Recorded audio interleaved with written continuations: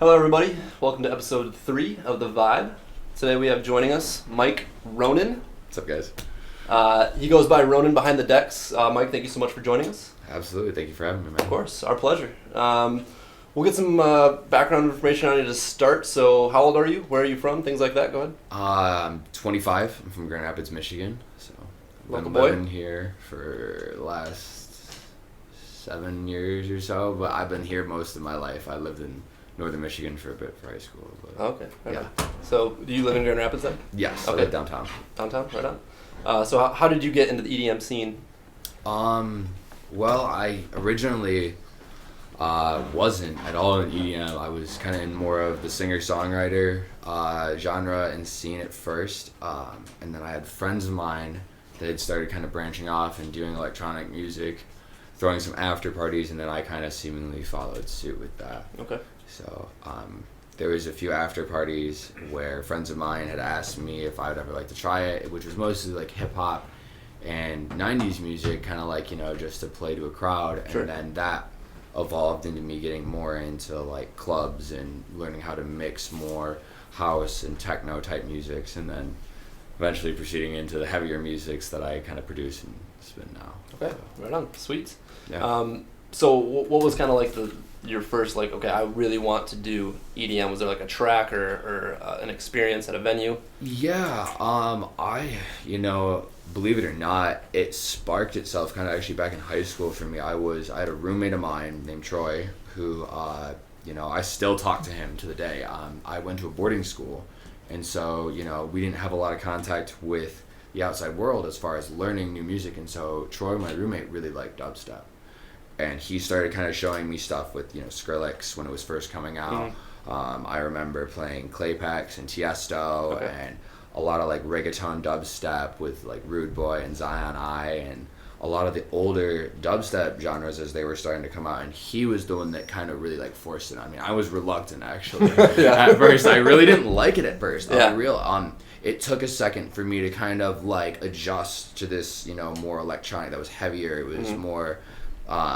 It was more designer in the productions, you know what I mean, as Sure, opposed to the standard boom and clap that I had been listening to before. Very different. Yeah. So, kind of going into that, I remember even when, Make It Bundem came out, I was in high school and my roommate like shoved a thumb on me and made me listen to it. Mm-hmm. And then that kind of really sparked all this intrigue, and like I didn't do anything with that for almost 2 or 3 years before I started learning what it took to kind of make that stuff happen. Okay. Because I really didn't have anyone in my field at this boarding school or ever after, that was producing or DJing that I knew of. It Mm-hmm. was something that was so new to the community here that I didn't have any friends that were that young that were DJing. Yeah. They just weren't doing it yet. Yeah. So, it was so like fresh to all of us, I guess, at the time that, no one really had that access. Yeah. So I had no idea other than how to look up YouTube videos of what tech to get,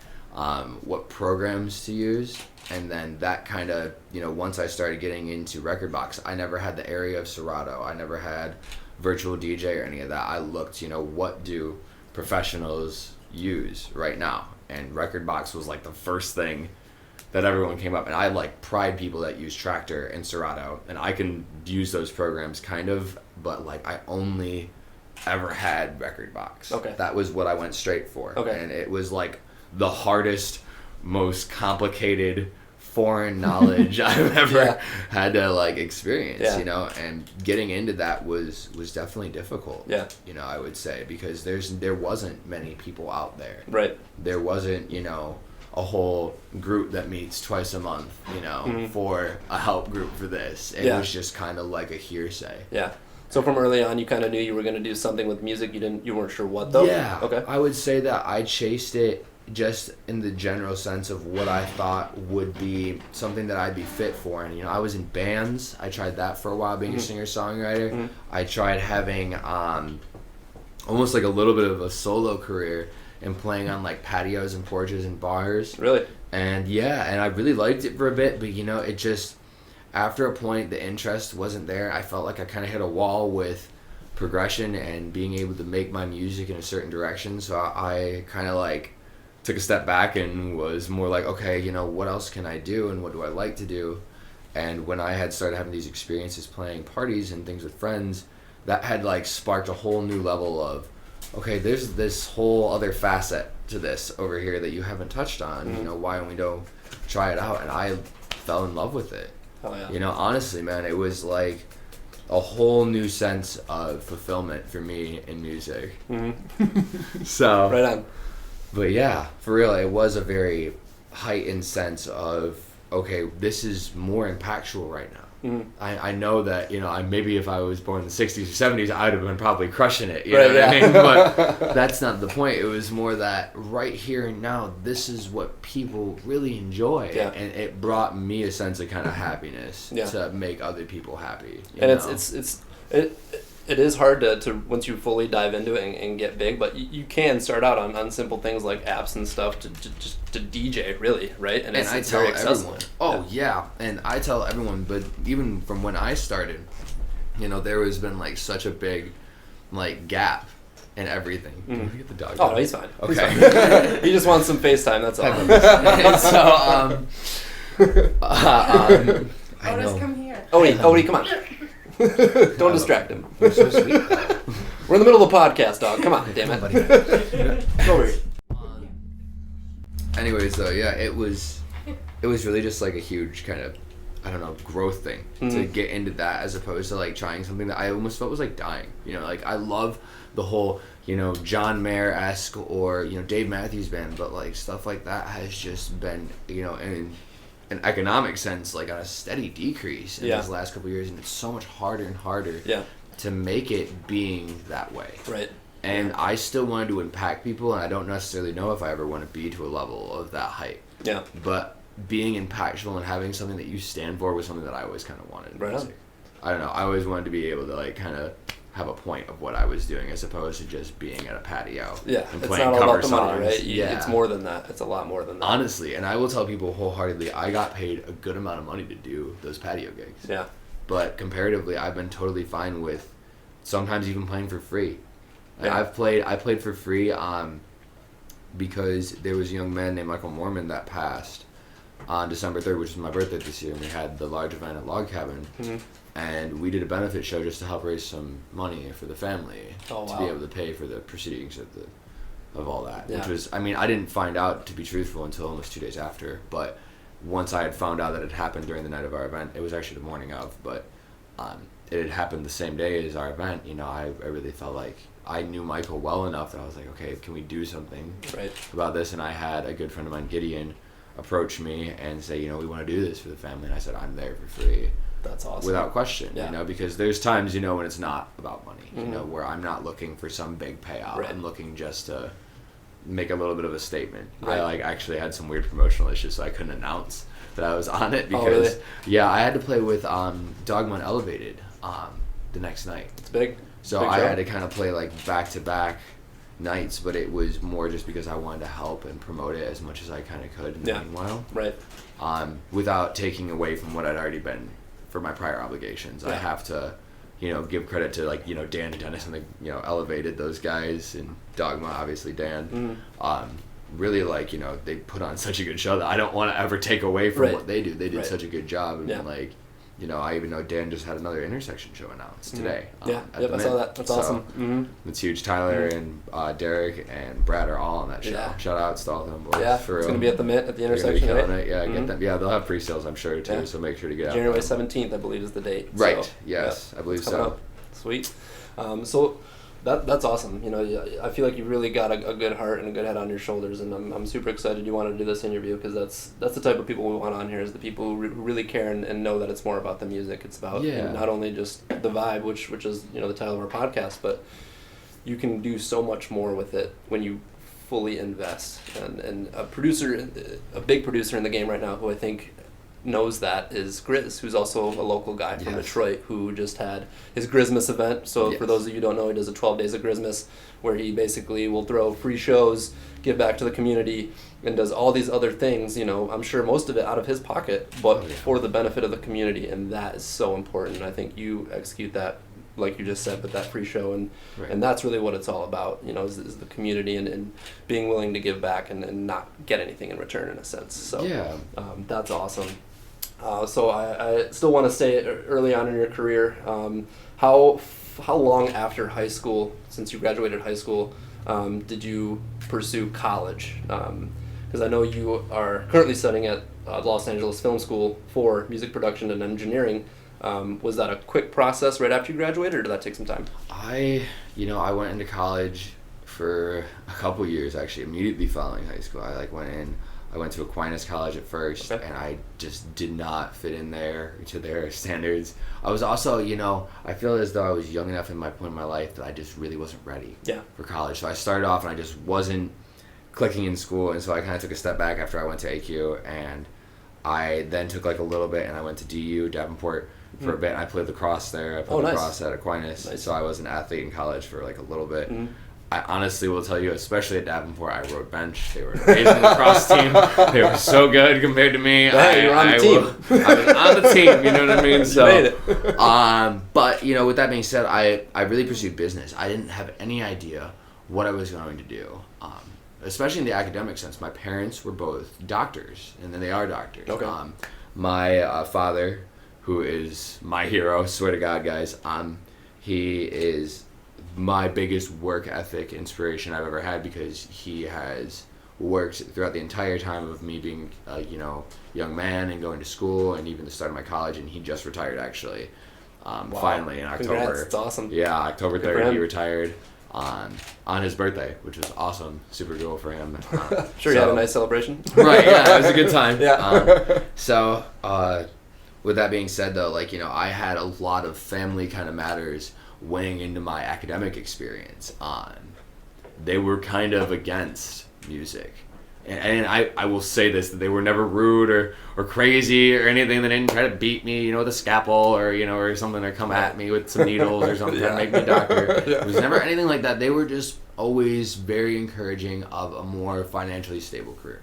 They were very subtle-minded about it, and they always tried to let me be my own person, but they still were definitely pushing the margins, where they were saying, okay, business is something that you can make money, you can do well. Marketing is something you can do well, and you can make money.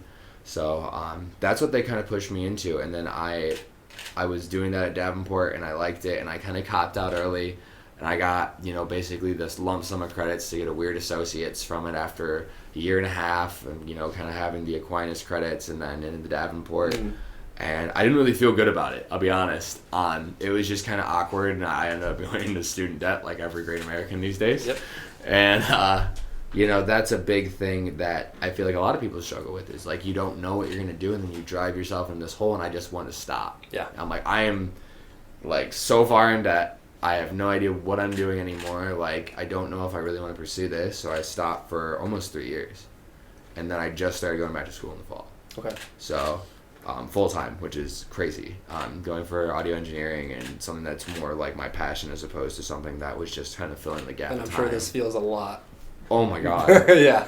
My heart. You have no idea. It was, for a while, I was working a lot of jobs that I just really didn't know what to do with. I worked plenty of kitchen jobs, plenty of landscaping and physical labor jobs, warehouses, gas stations, you name it. I worked all over. And I just never felt any joy from what I was doing, no matter what, and it was horrible. It was, and I tell everybody, you can stay at your dead-end job all you want and suffer through the days, or you can chase something more. And I always am the advocate that you got one time to be here. I would never want to supplement my life, whether that be I pay my bills and I get by. Right. And I don't want to have to not be happy, right, and be unhappy. Right. And sacrifice that to be where I'm at. I have nights where I have a girlfriend and I have to stay home, as opposed to going out where my friends go out, because we don't have the money. But that's okay, because I'd rather be happy than feel like my life is tortured working at some job that is horrifying. Right. That stuff is the worst thing that I see, is that I feel like people lose themselves in jobs these days. Absolutely. When work becomes life, that's a scary thing, and you see it with a lot of people. And 9 times out of 10, they're not happy with what they do. And it's true. They bring that home, and it's it's sad. It's really sad. But that's the society we live in today, right? Like, you are almost forced to go to college, get your degree, or you're fucked.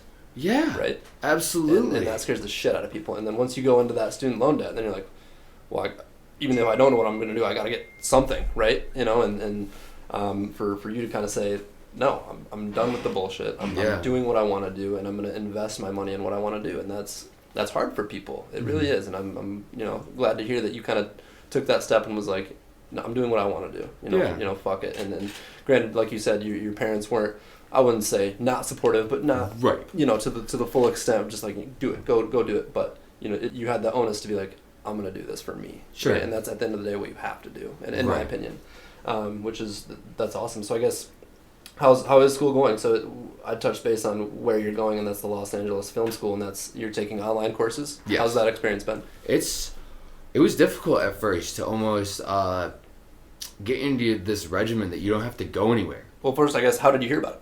I had a friend of mine, actually, Josh, who I've known for years, that ended up going out there, and I looked into schools out there for a minute, and I found that there was this online program online. I literally Googled things, but my friend Josh Humphreys, who goes by Just Wayne, who is like super killer producer. I literally have learned way too many things from watching that kid.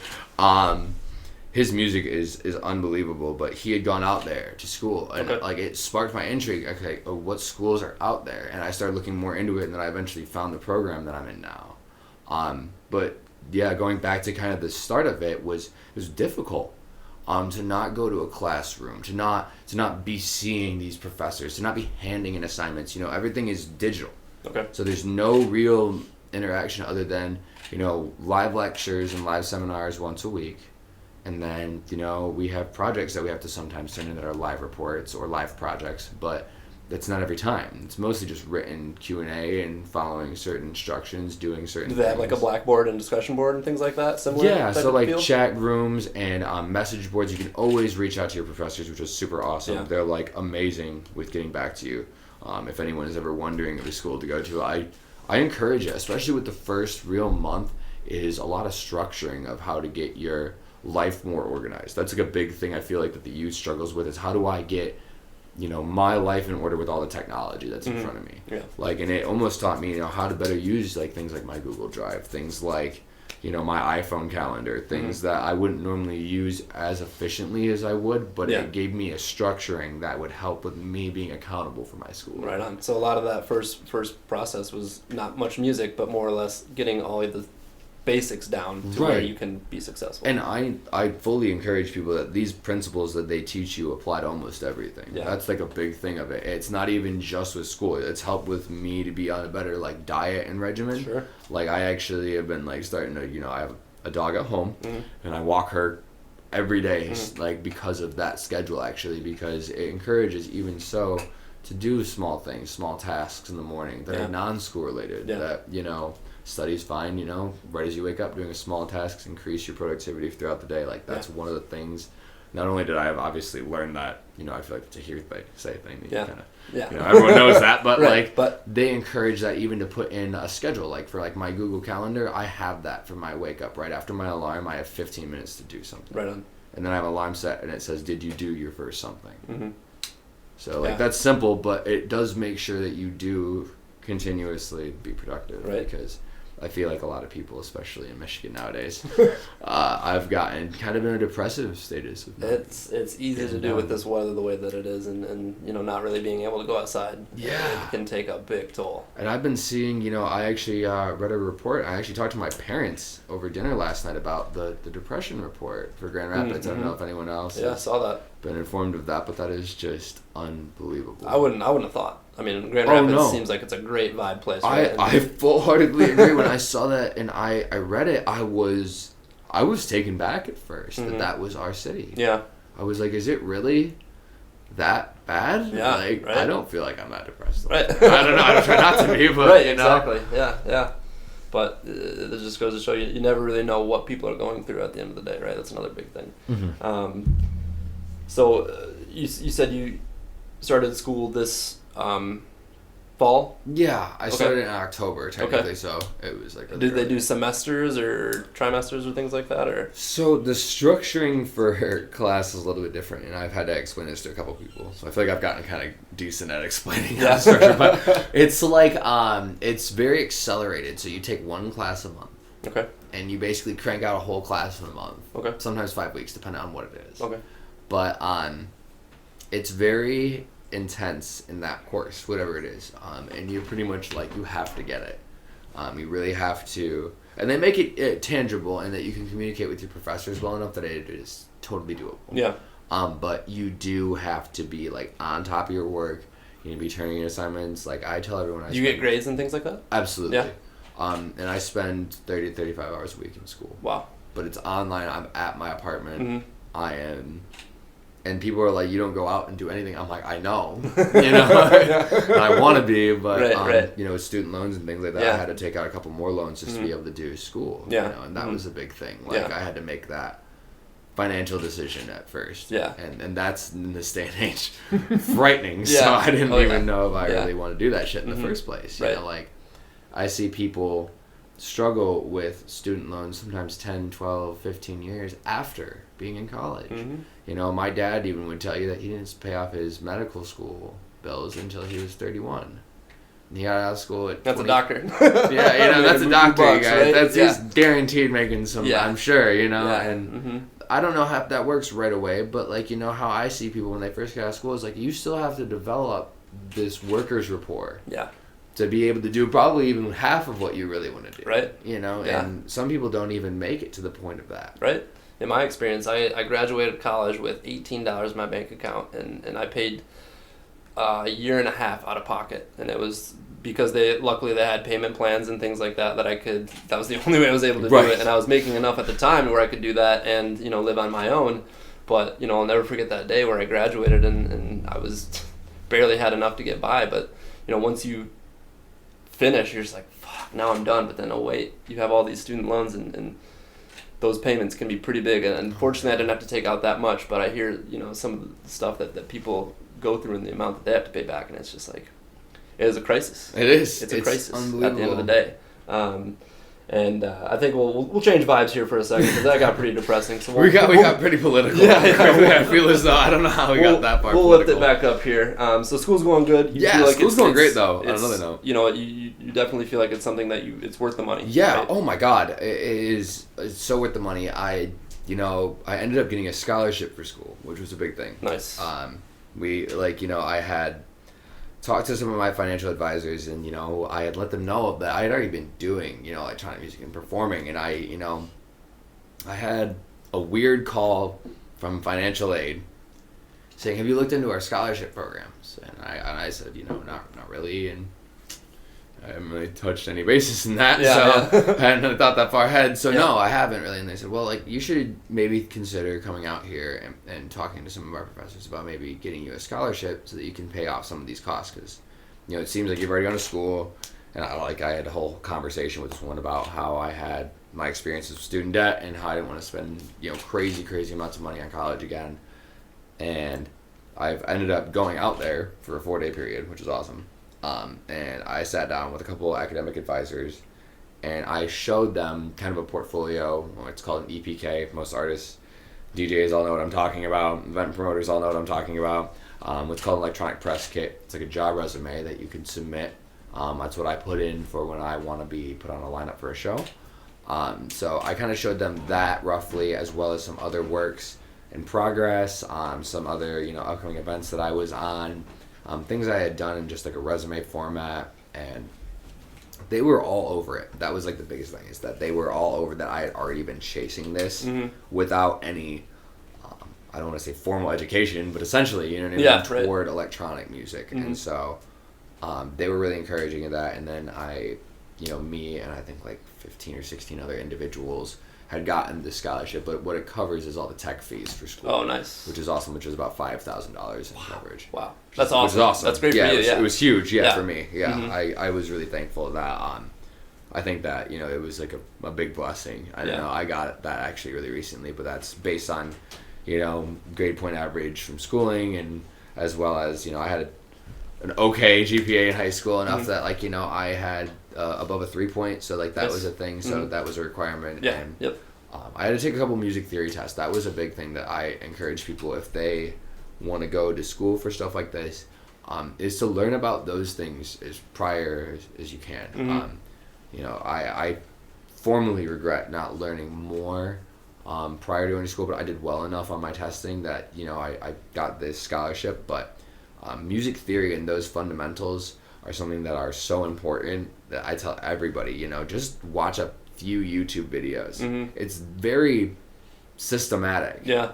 In the end, just learning the concepts of it, and then if you can apply those simple concepts into something like what I'm doing, you will excel like crazy. Makes it a lot easier, I'm sure. Oh my gosh, there's kids all over my class that will tell you the same thing. Yeah. We all chat online on our group chats, and they say the same thing. It's like, oh, I'm thankful I learned piano. I'm thankful I learned violin in high school so I could read sheet music. Right. And yeah. those little aspects really do carry into things like this, and I tell that to like literally everybody. Yeah, right on. So you started production before you went into college? Yes. Right? And did college help give you some applications to use or some different software? Yeah, so I've been working in Ableton, which is awesome now. I had been working in FL Studio previously, which I still tell people it does not matter what program you're in. Every program is amazing, but I learned better application techniques in Ableton through my school. So my mix downs and my masters sound a lot cleaner. So my new music, even some of my older music that I can take and rework and remaster. And some of them, you know, were even old concepts that I would just take back now that I've gone to school and take these new techniques and apply them. And it's just been like, it's leaps and bounds, you know, it's unbelievable. I don't even know how to describe it. It's like, you know, I feel like a lot of the information that the people that want to do this clamor after is just not available. Yeah. You cannot find the best tutorials on certain things, you know, and there's elements where you want to be able to talk to somebody, and I think that's like a big thing that this school provides, is like you have a person that you can communicate with when you have hit a wall. You can't figure this out. How do I do this? Yeah. And you can call them or FaceTime them literally, and they will show you how to do it. Right on. And that's like the biggest. That's huge. That's a milestone. Yeah. I feel like in this day and age, to be able to learn things. Yeah, for sure. That's awesome. So we'll get away from schooling for a bit. Let's go more about your personal experience in DJing. What's been your favorite show or one highlight moment where you're just like, yes, this is what I've been doing, and you kind of had that sense of gratitude, whereas like, this is why I do this. Oh man. You know, I would say, okay, Breakaway this year was crazy. I got a shout out to everybody at Prime Social Group really quickly. They are the best promotion group out here, killing it right now. I'm telling you, for those two festivals from Prime Lansing and Breakaway, those like the biggest things that we have in the city, to me at least, like that draw the most crowd, and they have been doing like super well with that. Matt Dugan is my boss for that, and he is the man. Thank you, Matt, for all the opportunities that he's given me. He has put me on from day one. But I would say Breakaway this year was like a huge moment for me. I got to close Silent Disco. Nice. I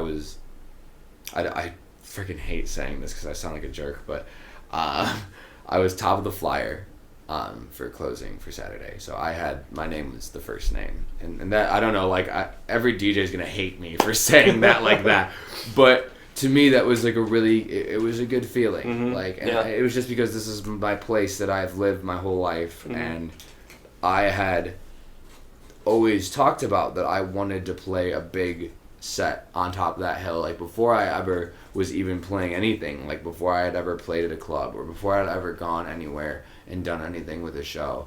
Like that was something that I had talked about way before it ever happened, and it was just like a full kind of circle moment. Like it just felt like it was more than that. Like the sun set while it was happening, and it was like magical, and you know, it was packed, and it was dark by the end of it, so all the lights, the Silent Disco, were fully coming out. Nice. And I had like also, you know, shout outs to Tyler Knighton, who was right next to me, and that's like cool as hell when you have your best friend there too. Like Tyler Knighton, guys, is my best friend. I will shout that out on this podcast. Everybody already knows that, but I love that man to pieces. He literally has been helping me with almost everything I've ever done. He's heard probably every song I've ever created, and I really like, it was like a whole whole thing. I don't even know how to describe it, man, but it was right like on. everything that I ever wanted. I had a lot of friends that were out in the crowd wearing my shirts and merch, and it was just like it was a whole different world because it like took me away from all the struggles for like 2 seconds, and no one ever really thinks about like how hard it is just to sell tickets, right? Or like when you have a job and you got to go outside on your lunch break, and instead of eating something on your lunch break, you got to go run down the street and sell tickets instead. Mm-hmm. I did that multiple times working jobs that I did downtown, mm-hmm. and people don't think about the things that it takes to get to that spot, but once you're there and you're like in that moment, everything's worth it. Hell yeah. I don't even know, man. Yeah. It's like the whole craziest feeling in the world. That's awesome. Because like, when I had a video sent to me of a little 4-year-old girl that had my channel on, breaking it down and dancing during my set. Yes. At that top of the hill. And it was like the craziest thing in the world. So cool. I almost freaking cried. Yeah, right? You know what I mean? Like, it's just like unbelievable. Mm-hmm. Like, you're like, you don't think about those things going into it. You don't think about kids or families or, friends of yours or...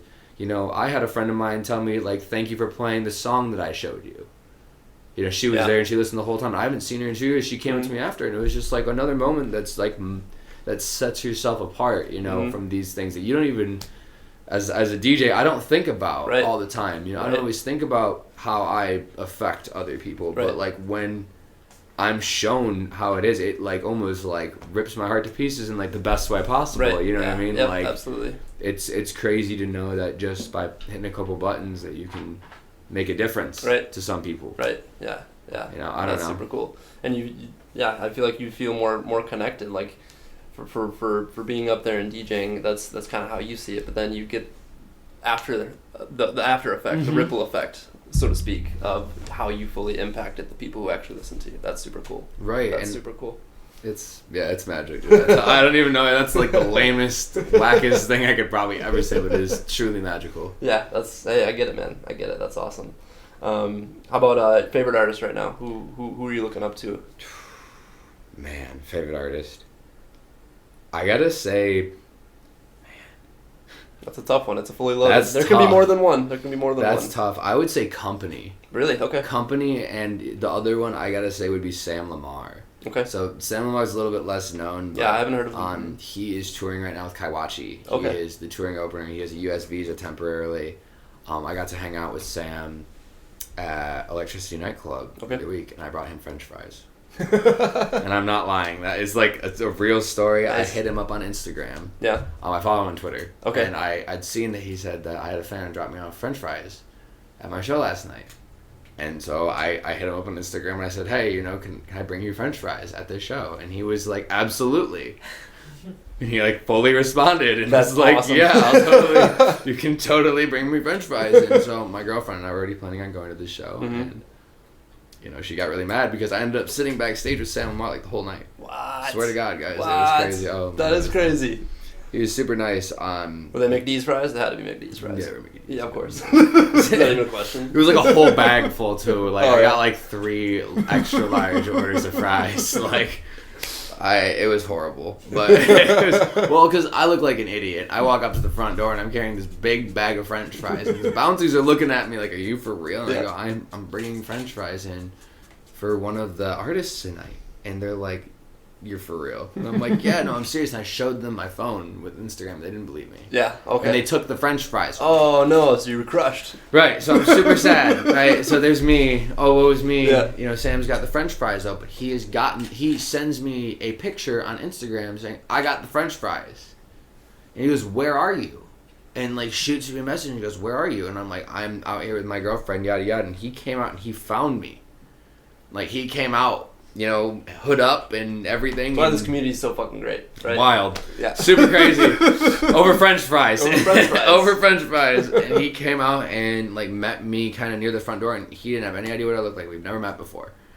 And he came out and he hung out and we talked for a bit, and he ended up was kind of like feeling like whatever with this whole venue. He didn't really know anyone at Electricity in Pontiac, Michigan. Mm-hmm. He's from overseas. Yeah, right. It seemed as though like he had really not had anyone to chill with, so he asked me to come hang out with him, and it was like this whole night. My girlfriend got super mad. I ended up staying with Sam Lamar like the rest of the night, all the way into, actually I got to meet Kaiwachi at the very end of that and shake hands with him. Hell yeah. Which is cool. And he was amazing. He's also like super ripped, in case anyone doesn't know. He's like a whole beast. But and it was like a whole experience. But Sam has really been like coming up. His whole set was originals, all originals. I will tell you that I knew 3 of them, and I listened to his music all the time. Wow. All the time. Wow. And so all this music that's unreleased. Yeah. VIPs, other things that he was working on. I have like a song that I play in a lot of my sets called The Magician by him. Okay. And he had a VIP that he played out during that set, and it was like... You lost your mind. Whole mind-boggling experience, man. Because, it's like seeing an artist that is like, really doing it, and he doesn't talk about it on media. He doesn't post, these snippets of his songs. He just does it. Mm-hmm. And that's kind of how I feel about Company. Company's like the same way, is that he has this very humble, subtle mindset of making a lot of noise with his music. Yeah. But not so much in just like, the publicity and the political standpoint. And he's super interactive with fans. I actually caught him at Bass Country. I got him to sign. We have some Chode Gang masks downstairs. I might have to flip those up. We got his autograph on those, and super down to earth guy. He is really. You're right with interaction. I met him at Electricity. Same thing. He took a picture with me, and I am smiling way too hard in that picture. But I am still. He's way tall too. He's very tall, and that was like a thing. I was like, wow, I didn't know that, and I had to like get on my like tiptoes to be like right at level in the photo, because in Electricity the floors were slanted. It was so awkward. It was so awkward on so many levels, and I felt so weird about it. But I had to fangirl a little bit. I was like, "Your Company, man." And he's like, "Yeah, I am." Yeah, he's getting big, man. And he has been. I think we missed him at Lost Lands, just because he conflicted with someone else. But yeah, he's getting up there, and I'm a huge fan of his music as well. He's doing really good things. Next, we'll go into favorite tracks that you like to play in your sets. Favorite tracks. I've been trying to like play out people's music that I know. Like, personally, on a personal note. And I know that's... Everyone's like, you're so lame for that. But, like, no, for real. Like, I want to play out my friend's music. So I have a friend out in Detroit area that goes by Deuces, Chris Blake. And he sent me this track that he never released that I love playing. It's called Yeet. Like, Y-E-E-T. Hell yeah. For all the lame millennials out there. And I love it, and it's sampled from Pulp Fiction. So, and it is awesome. And I love playing out his track because, like, it was almost like a weird, like, he posted, like, a weird clip of it on SoundCloud, but never posted the full thing. Okay. And I really like that I had, like, this weird, it's like a dub plate, but, at the same time, it's kind of known, and it's a very interesting concept to be able to have a friend that was like willing to do that. He's like, "You really like this that much?" I'm like, "Yes, I do. I want this." And he's like, "Okay." Yeah. And he hands it over. Like, in some of the times, like, even like, when I have friends like Tyler Knighton, who I was talking about earlier, or I have other producer friends like Icky, who's Jake Murdoch, and friends from the other sides of the state that I'm seeing like kind of coming up on the rise that are producers. Voodoo, who's Devin, love that kid. Devin is like my hero, who sends me music every other day. And seeing these kids that push music, I hate saying kids because that's not the right term.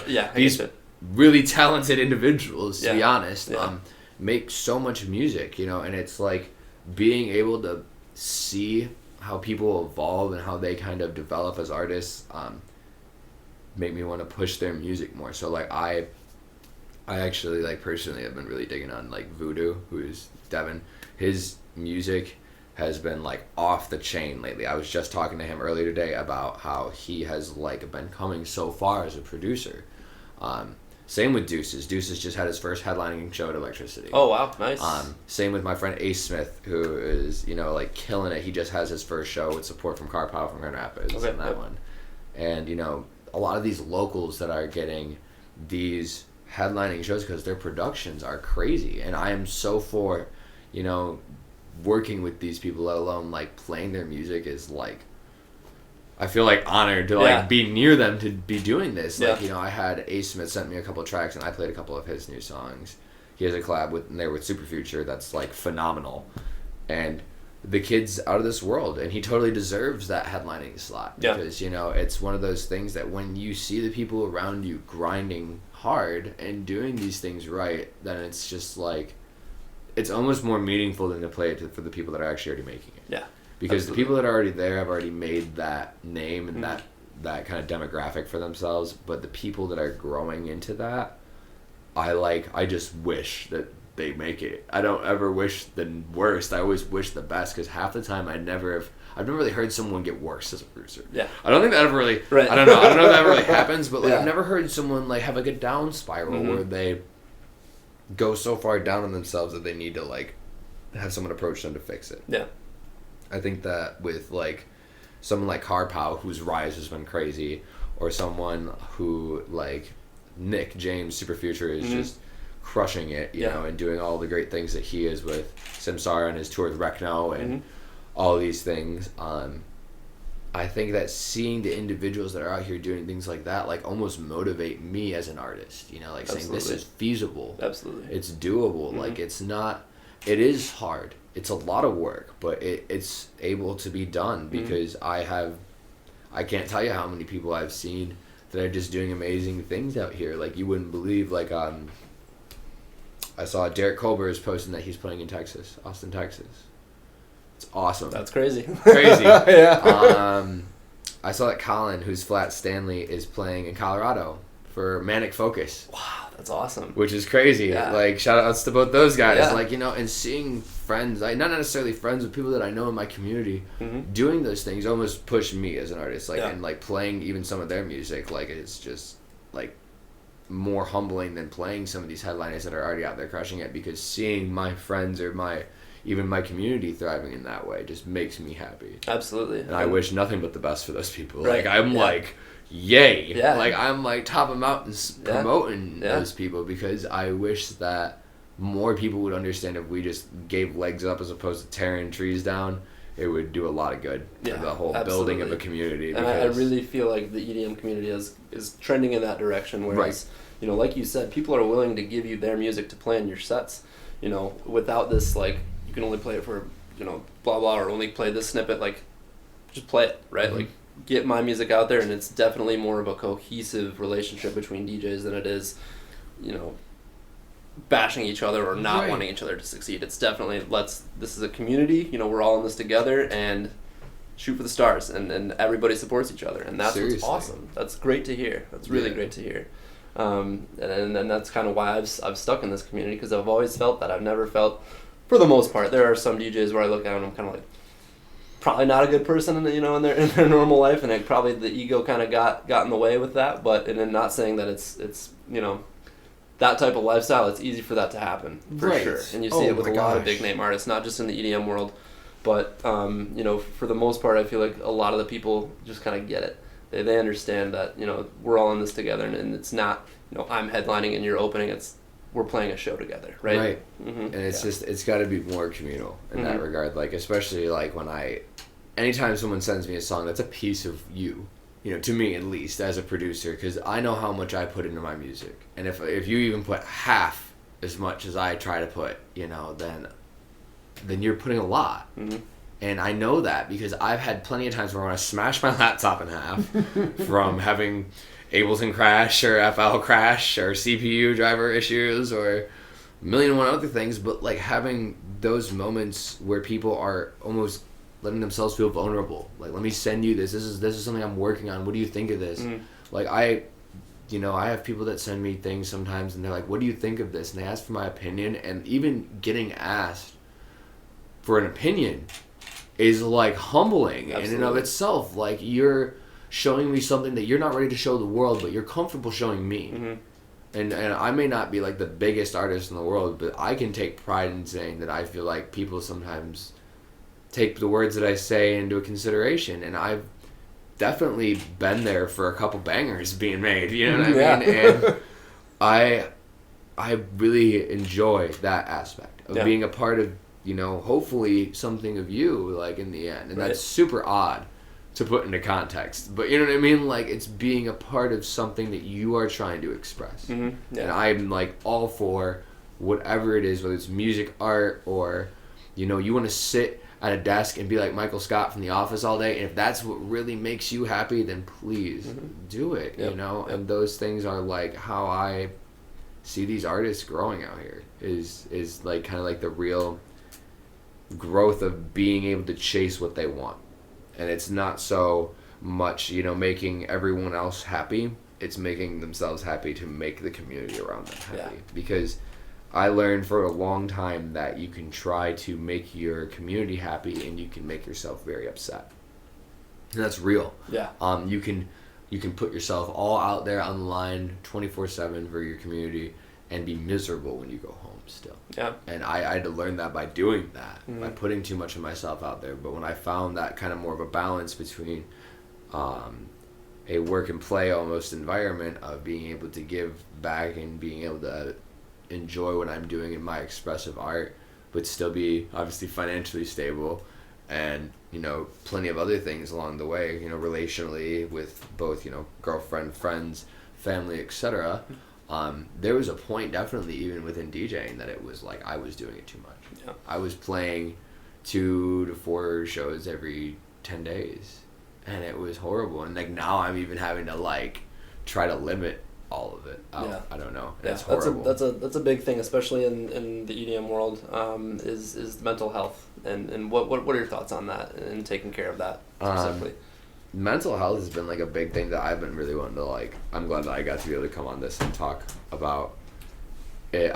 In the end, it was like one of those things that has been a really big thing, especially in the news. You see a lot of people dying young, mental strenuity, and having these issues with drugs and, you know, stress and lack of sleep and not being mature enough to handle the situations that they are. I feel like it's a big one that, you know, some youth is thrown into the industry in an unhealthy way. And, you know, I think that's a big thing to touch on, just because, like, you know, most people don't understand, like, how much pressure some of those people feel, even if they're small.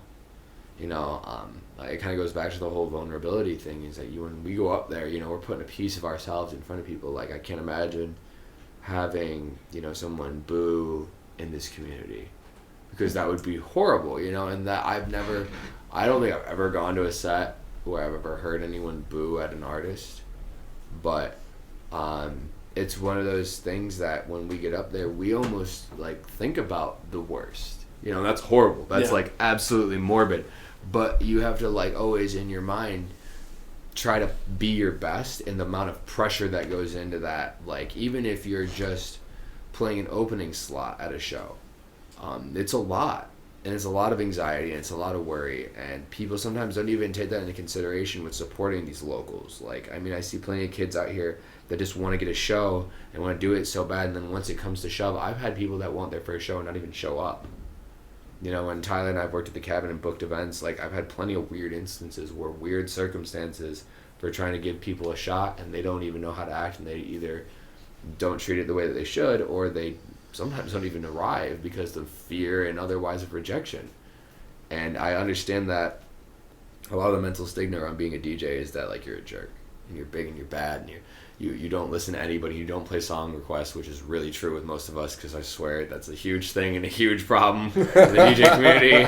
We need to stop asking DJs to play music at EDM events. Please do that at your nightclub scenarios, because those nightclub DJs are totally trained to do that, and they totally have the music you're looking for. We do not on a stick that only holds 2,000 songs, I promise you. With that though, like with the mental health thing, and just kind of going back to that, it's been bad, and I see kids like that want to quit. I've had moments where it's discouraging, and I've wanted to back out because of stigma and worry and things. Like, it doesn't go beyond even the larger artists. Look at people like Getter, who had a very, very massive rejection in making some new alleged music and trying to branch out into a tour demographic, and he got shut down so viciously. And Avicii is one of the big ones. Yeah, you know, Death Young. That was an incredible documentary. If you have the time. Yes, if you. Oh my God! If you have the time to view it, please, for the love of God, I cried twice. Yeah, it's pretty emotional, right? Yeah, it really is. It pretty much starts from day one of his career and goes all the way up until his passing, and it's insane. And they do a really very good well documented. Job. Absolutely. Unbelievable how much footage they had of his life and stuff. It was crazy. It is. I was like, holy gosh. And I don't know. I feel that with the younger artists, they really need to they really need to take care. I mean, my best advice especially for younger artists with mental health is you really got to physically take care of yourself. DJing for an hour burns off, I swear to most people, more than running about 3.5 to 4 miles. And I mean that because I have an Apple Watch and it tells me what I do when I DJ. We got the stats. I may move a lot when I DJ. Granted, for those who've seen me DJ, I'm pretty energetic. That's a fact, and I like that. I enjoy being lively. Yeah, I prefer that. I prefer seeing a guy getting into his own stuff. Right, and I think that, if I can't get down to it, neither should you. So I better get down to it, anyways. Right. But that's like a big thing though, is that like people sometimes don't take care of themselves. I have no prejudice of, I've met plenty of DJs, whether they be, non-existent or the largest thing in the world, and they do plenty of drugs, alcohol, etc. And I have no judgment toward whoever does those things. If you want to do those things, please do. If that makes you feel better, please do. But take care of yourself in the process. Be smart, hydrate, eat vitamins. I don't care. Whatever it is for you that you need to do to take care of yourself, I'm like encouraging of that, because even people that are on the larger portion of the scale that I have met will say the same thing, is that the biggest problem with being an artist is that balance between physical and mental awareness. Is that sometimes you will reject your mental awareness because you're physically feeling so good about all the shows you just got announced for. You got this, and this coming up. You're not sleeping though. You're not eating as much. You're not taking care of who you are. Like, I met plenty of people that will start eating like garbage and spending all their money on plugins, programs, songs, things like that, and get really addicted to the concept of being the best DJ. And there's no such thing. There's no best DJ, for anyone that wonders that. But the mental stigma around being the best DJ is like a crippling thing that I see amongst us. Like, who's the best in Grand Rapids? There's no best. If there's ever like a concept behind who's doing the best, there is 50 different arguments for who that could be. Right.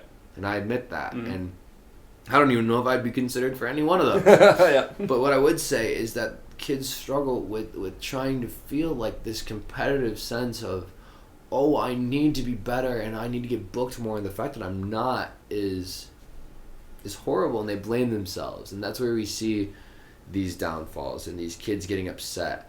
I'm not going to name any names, but I have known a couple of DJs that have struggled with suicide and attempts and drug use to the point where it can be crippling to them because they are not aware enough of what they're doing to themselves. Yeah. And that goes for every artist, whether it be Juice WRLD, who may rest in peace, or any of the other great artists that have died too early for this world. I just encourage everybody that is going into music, be aware.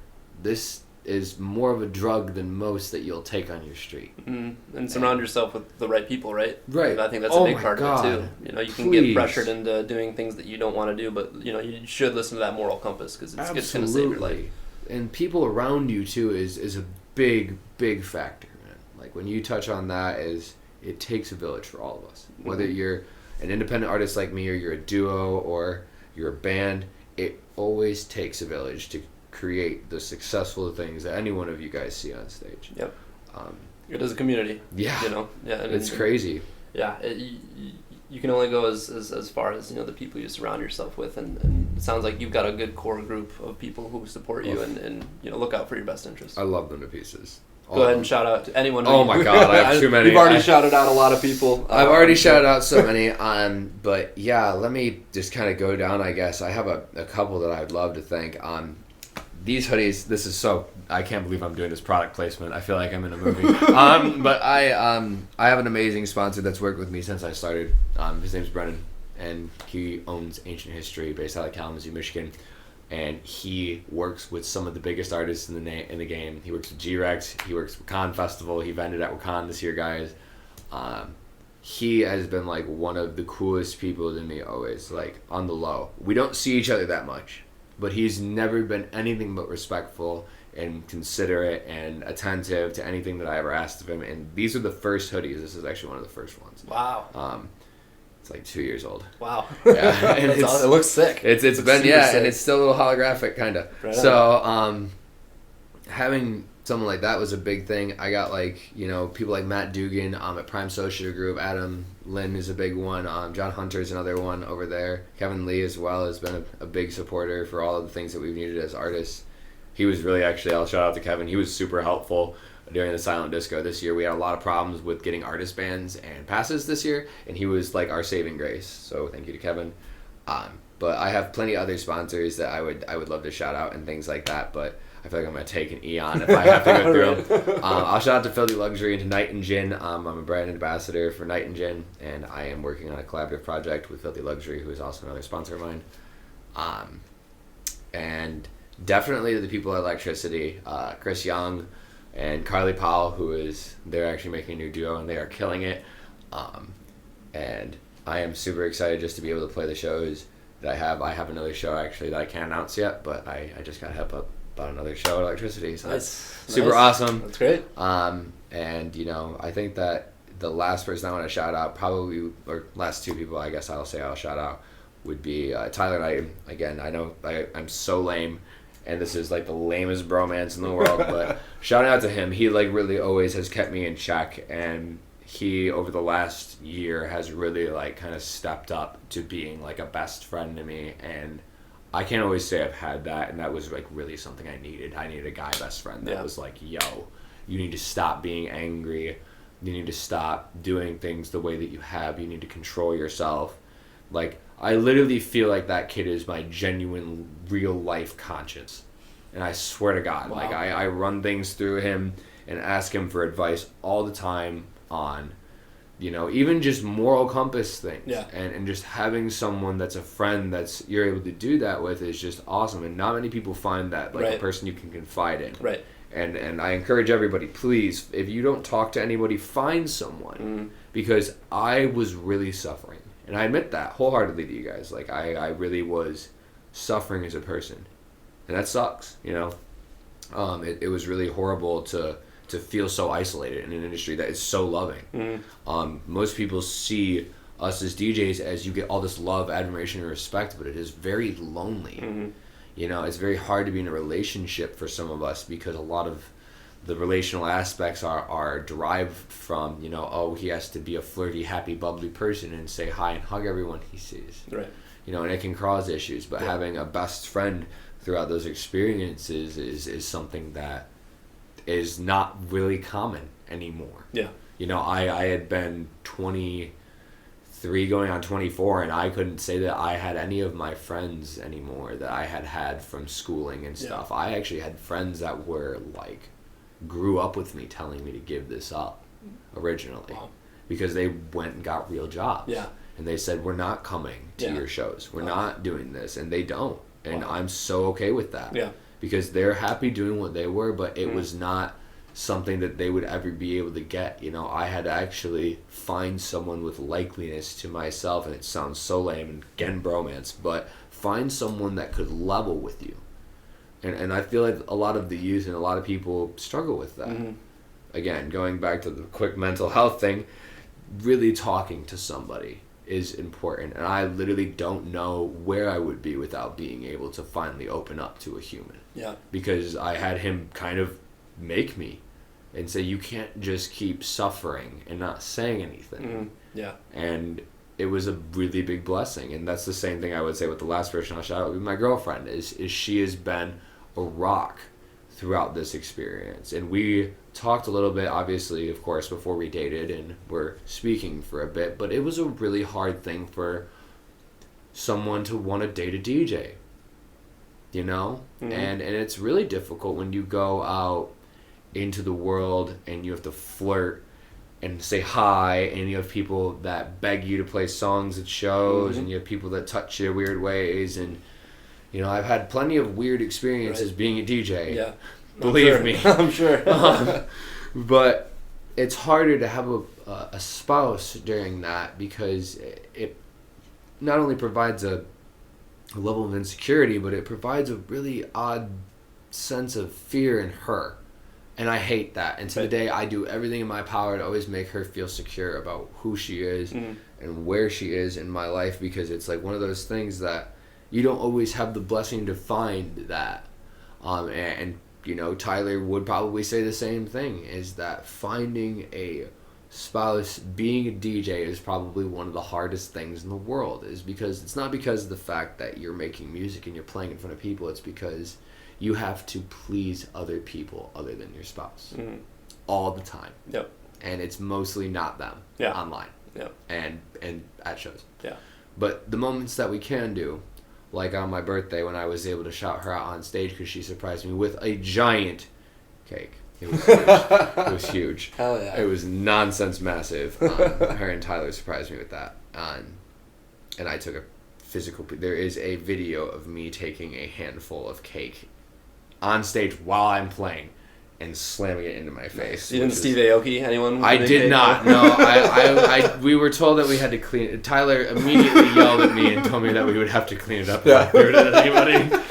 And he was smart in doing so because I thought about it and I was like, "It's a bad idea." I'm sure. But having the moments where we can like try to get back to those friends and stuff, like when I shout out Tyler and when I shout out Olivia, like some people that may watch this when they go back and they listen to this are gonna be like, wow, that was really lame, but at the same time that those people that I'm talking about have drastically affected my life. Like they have created some of the better moments that you guys have seen, like when we had the sold out show for my birthday from 11 until 1:15. I guess I can't even say sold out. We didn't have tickets, but it was a line out the door, capacity. Folks. Yeah, sure. It was busy, and it was awesome. And and those things wouldn't happen without, for me at least, without like Olivia and Tyler, and without the people that support what I do. Mm-hmm. And I can't take credit for being the strongest person on earth and acting like I was always able to. I'm doing this. I needed words. I needed people to tell me to stop doing certain things the way I was, right. or else I wouldn't have been able to progress. Yeah, to have people who are willing and able to give you that honest opinion. Oh my gosh, you everything. Can't put a price tag on that. It's hard to find, but when you do have it, you usually are gonna succeed. Man. And so that's awesome that you have that. That's great. So we hit all the topics that I wanted to talk about. We'll finish it off with some plugs with what's going on in your near future. If you want to talk about some shows and stuff coming up. Let's see. So my next two shows, I have actually just announced the third show. I, besides being a DJ, have owned a company called The Collective, and we are been kind of dormant for a number of months. We had taken some time to do some reconstruction, and now we are basically doing a rebranding of creating some underground events and after parties, which in a sense I have been really trying to figure out how to work in my donation ratio toward the proceedings of what we're going to be doing, but we are planning to have a donation basis on all of our events, so that's a big thing. We have another event coming up on Saturday.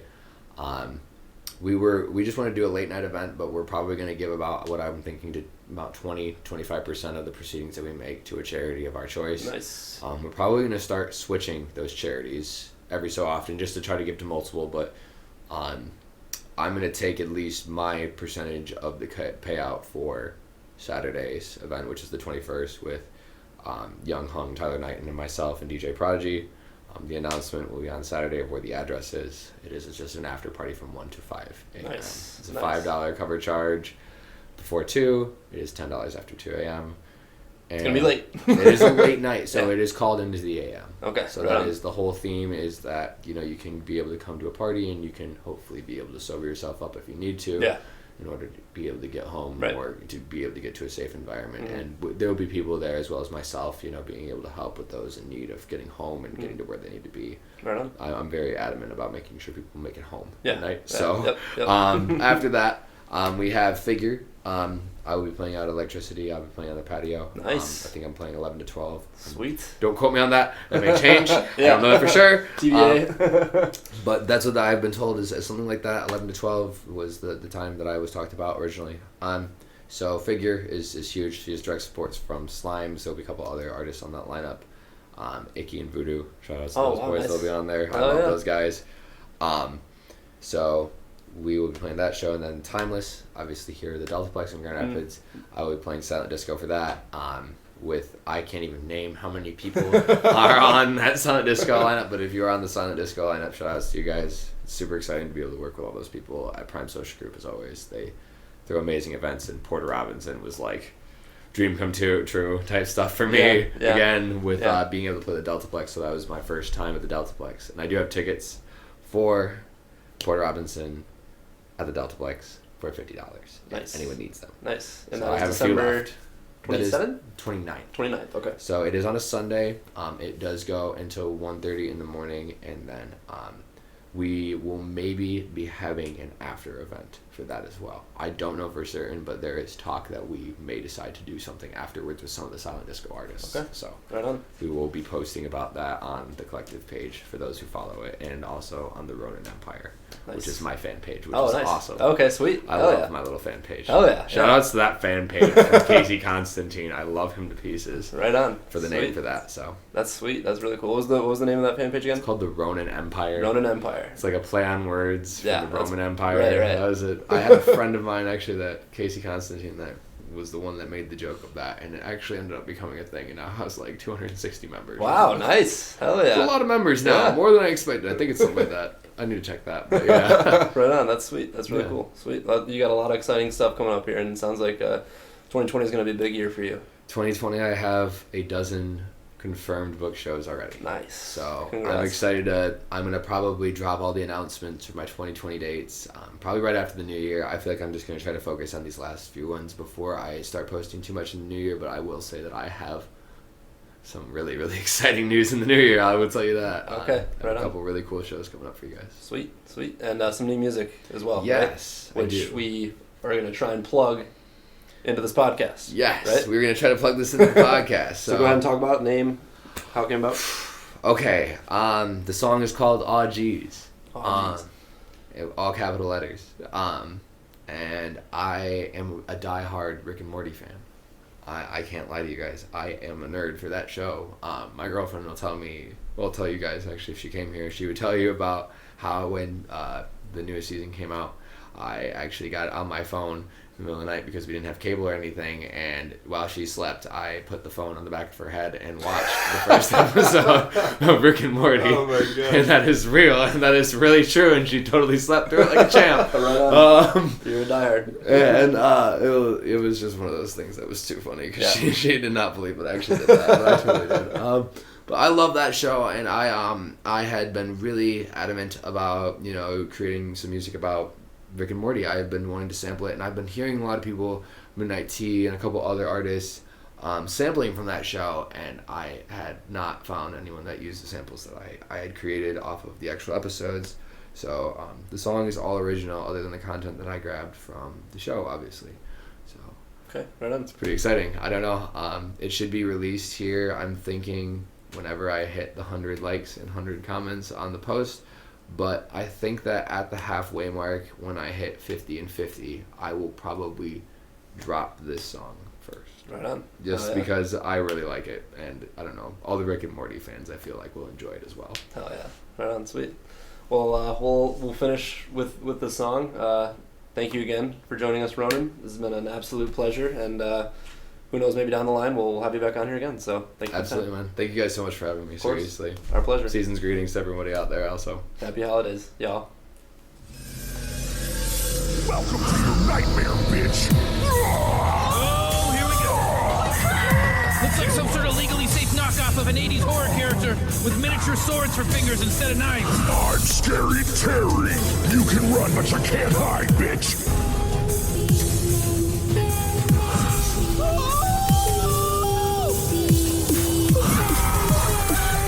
Scary Terry.